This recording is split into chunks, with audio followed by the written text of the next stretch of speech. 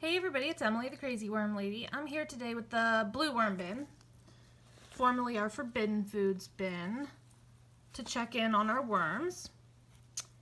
And the first thing I notice here, let's see, a few of those little beetles running about, which is fine, just a bit of an annoyance factor, but this bin's feeling really wet. So I think we're going to definitely need to do something to remedy that. But I want to check in on our feeding first. We did a small feeding last week, so they very well may have gone through it already. But I honestly can't remember where it was, so we'll just dig through all of this.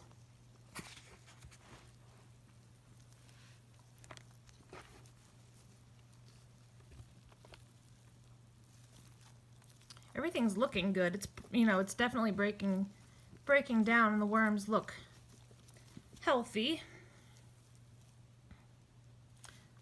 They're just so fat when they actually get fed well compared to the forbidden foods experiment. They just were kind of small and spindly, but we were feeding so kind of carefully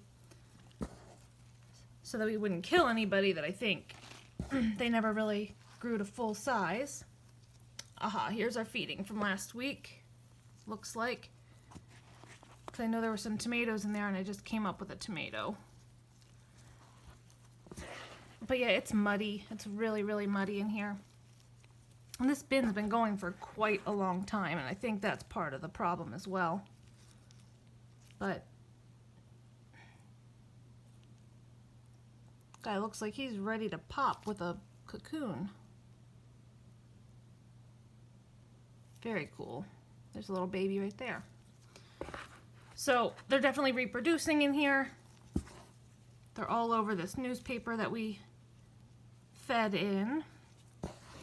So all in all, it's looking good. Just definitely needs a little fix on the moisture problem. So I'm gonna transition this bin into two 10 gallons. This is also a 10 gallon, but I'm trying to transition to the one type and then use these older ones for side projects. So I'm gonna get these guys split into two of these totes right here. I already labeled them blue number 1 and blue number 2. They're not gonna be anything special right now as far as experimenting or anything like that. Just gonna be to finish up composting these castings. So let me get them transitioned. We'll add some feeding and we'll call it a day. Alright guys, so I transferred these into my two new totes, half and half, just pretty, rough estimation, but I will say that this is like pretty grossly muddy to me. There's no way this would ever be screenable. Both bins, same situation. It's hard to explain. It just feels kind of like clay when you rub it between your fingers. So we definitely need to work on drying this out a bit, so I think we're going to be more aggressive with bedding. In here originally, the problem was that the 10 gallon that I had was already quite full, so there wasn't a lot of room to add a lot of bedding. So now with these new bins being shallower, I'm going to mix in a ton of coconut coir, try to bring it up several inches and really aerate the castings that way. And then I'll add my feeding and we'll top it off with a little bit more bedding. And I think that should help regulate the system quite a bit. So let me mix in the coconut coir and we will take it from there. Okay, so I just added coconut coir to both of these bins and now I'm just gonna turn them up. I think to aerate, the coir is gonna be great because it's fibrous, so it'll allow moisture to get even down to the bottom of these bins. So I'm just going to mix this in really well. And we'll add a feeding in a minute, but I definitely think this is going to be a huge, huge help in drying these castings out. And I'm going to leave the lid off for another few days on these bins to let them, sorry, my sleeve is falling down, let them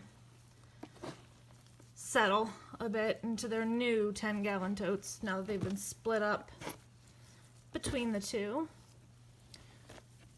So I left all of the existing bedding, the rags, all of that stuff.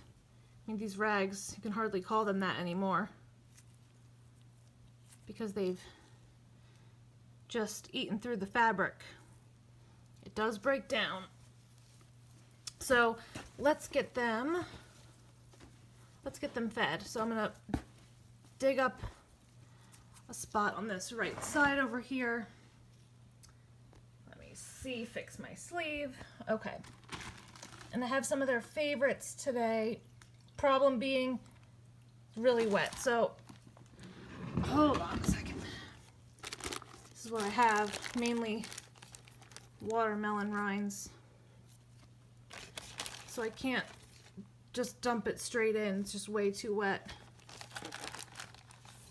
And if our goal is to dry this out, I gotta be careful. I'm just gonna do 4 of these slices over here. Let me dig up a spot in this bin as well. Dig up a spot here, and we'll do the same thing. Or hey, why don't we do, I've got some banana peels here. Nobody said we had to feed them identically. Since we're not doing any experimenting, it really doesn't matter. So this one we'll do 2 banana peels, looks like some cucumber, and 1 melon rind. And that should be plenty of food, maybe even for 2 weeks for these guys. We'll have to wait and see.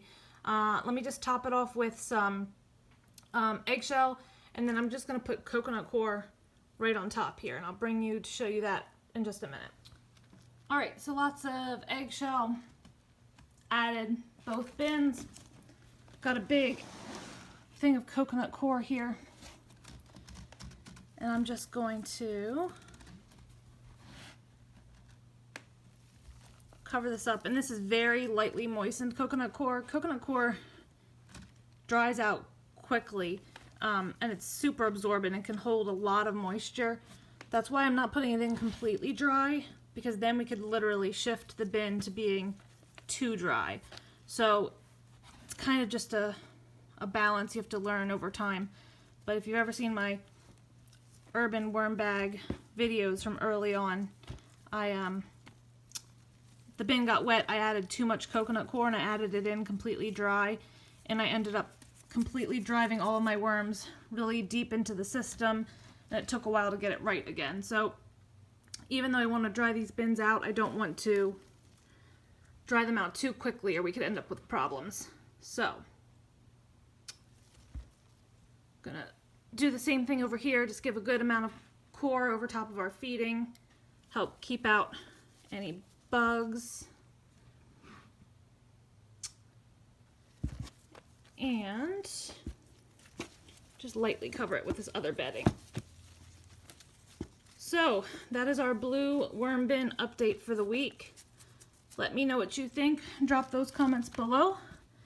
Like this video, subscribe if you want some more content from me, and let me know what you think about me moving to all of these uniform 10-gallon totes. Do you think it's going to help? I mean, I've used them in the past and I found them much easier to manage than the larger totes. And strangely enough, I do have a little bit of OCD about certain things, and I didn't like that I was going to have 2 separate types of bins. So we're going to all the same, and I can use the old bins in some other projects that are not going to be on camera. So I will talk to you guys soon. Have a great day. Hey everybody, it's